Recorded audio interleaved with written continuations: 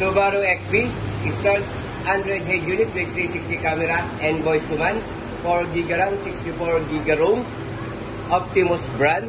So ito po yung ating front.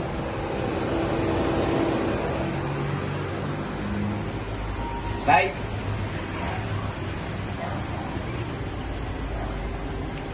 Rear camera. And another side camera.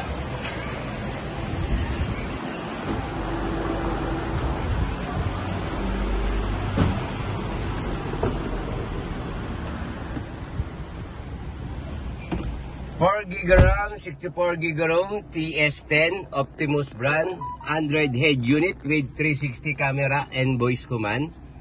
Yan po yung ating unit.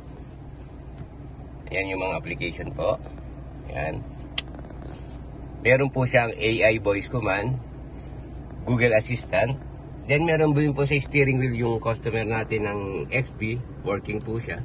Yan. Okay.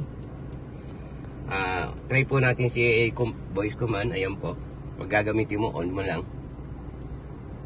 Ito po yung mga command niya. Okay. Open the radio. Volume up. Volume down. Next track. Open YouTube.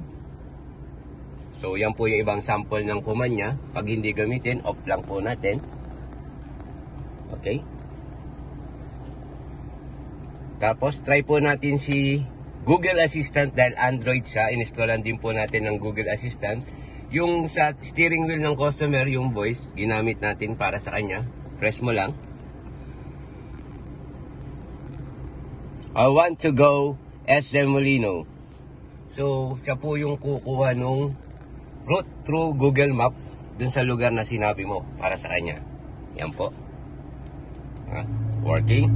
So, pwede mo rin siyang gamitin through application tulad ni YouTube, ni Spotify. Play Gigi Dirana on YouTube.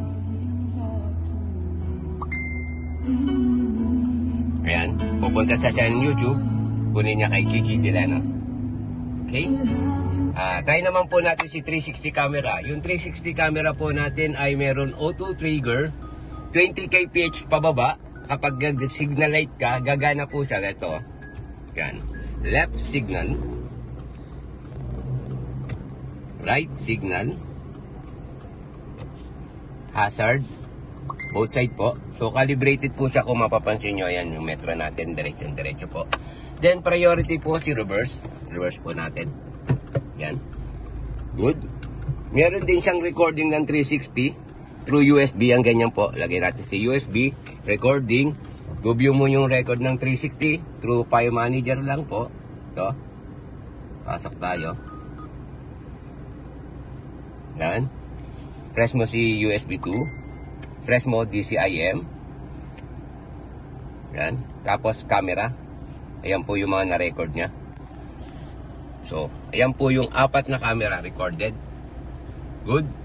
Tapos, meron din siyang SIM slot po working. So, yan yung ating 4GB RAM, 64GB ROM, TS10, Optimus brand, Android head unit with 360 camera and voice command.